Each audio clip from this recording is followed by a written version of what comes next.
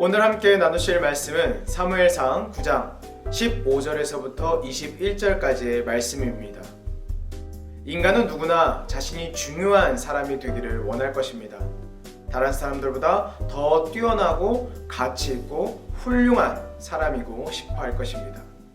그래서 자신의 가치를 입증하기 위해 많은 사람들이 참 열심히 노력하며 살아갑니다. 주인공이 되기 위해, 중심이 되기 위해, 때로는 다른 사람을 짓밟고서라도 그 자리에 서려고 합니다. 하지만 성숙한 성도는 누군가를 밟고 올라서려 하지 않습니다. 자신이 중요한 사람이고 더 가치 있는 사람이라는 것을 알지만 주님을 위해서라면, 하나님의 영광을 위해서라면 주인공이 되고 싶은 마음까지도 기꺼이 포기할 줄 아는 사람이 진정한 그리스도인입니다. 오늘 우리는 본문의 말씀을 통해서 이와 같은 한 사람을 만날 수 있습니다. 그의 이름은 사무엘입니다.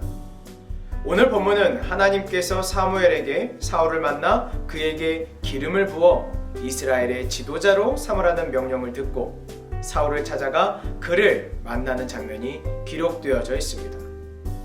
20절 말씀을 전하는 사무엘을 보시기 바랍니다. 온 이스라엘이 사모하는 자가 누구냐? 너와 내 아버지의 온 집이 아니냐? 아직까지 이스라엘의 지도자는 사울이 아니라 사무엘이었습니다.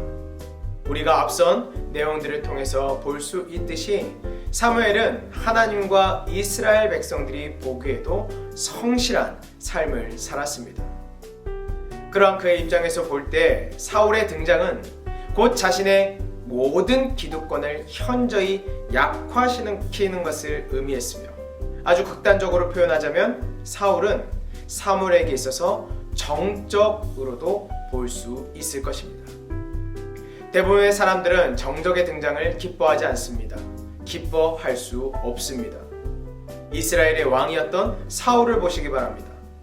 다윗이 전혀 왕권에 대한 욕심을 보이지 않고 자신의 목숨을 바쳐서 충성을 다하는데도 백성의 지지를 받고 제왕이 싹이 보이자 어떻게 했습니까? 있는 힘을 다해서 그를 죽이려고 하지 않았습니까? 또한 헤롯 같은 이는 새로운 정적의 등장을 막기 위해서 전혀 죄 없는 아기들을 몰살하는 만행까지 서슴하지 않았습니다. 그런데도 사무엘이 사울을 찾아가 기름 부을 받을 자라는 것을 알려주고 새로운 이스라엘의 지도자로서 세워질 것이라는 사실을 전했다는 것은 사무엘이 얼만큼 하나님의 말씀을 전적으로 순종하고 하나님을 사랑했는지를 알려주고, 또한 자신의 기득권보다, 또한 입지의 강화보다 하나님의 일을 더 중요하게 생각했다는 것을 우리에게 알려주고 있습니다. 우리는 이러한 사무엘의 순종을 보면서 주님의 종으로서 당연한 행동이라고도 생각할 수 있을 것입니다. 그러나 사무엘의 이러한 행동은 우리의 생각이나 말처럼 그렇게 쉬운 행동이 아닙니다. 사람은 막상 자기의 기득권을 내려놓아야 할 때면 그것처럼 허탈하고 섭섭한 일이 없습니다. 아무리 많은 것을 누리며 살았어도, 하기 싫다 하다가도 막상 내려놓으려고 하면 그것을 더 붙잡고 있지 못해서 안달을 부리는 것이 바로 인간입니다.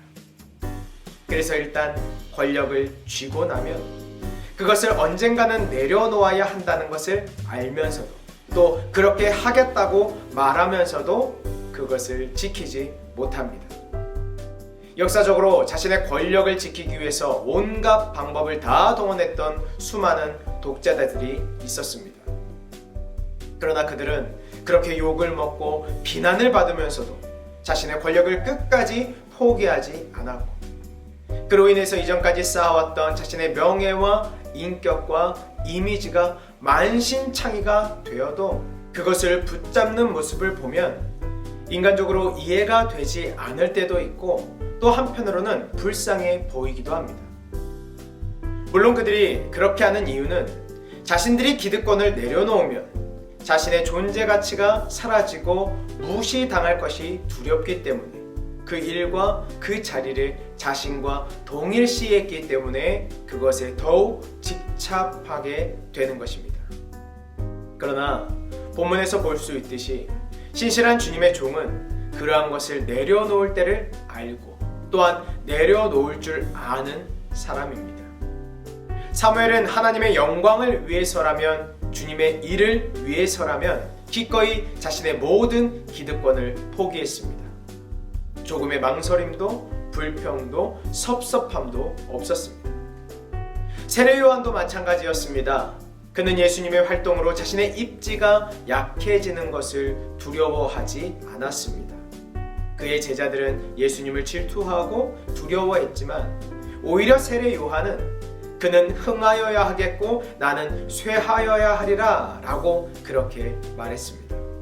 이처럼 주님의 진정한 종들은 자신이 아닌 주님과 주님의 일을 생각했습니다.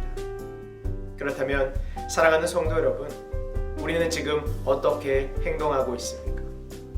주님을 위해서라면, 주님의 일을 위해서라면 기꺼이 나의 기득권을 포기하고 나 자신을 내려놓는 삶을 살고 계십니까?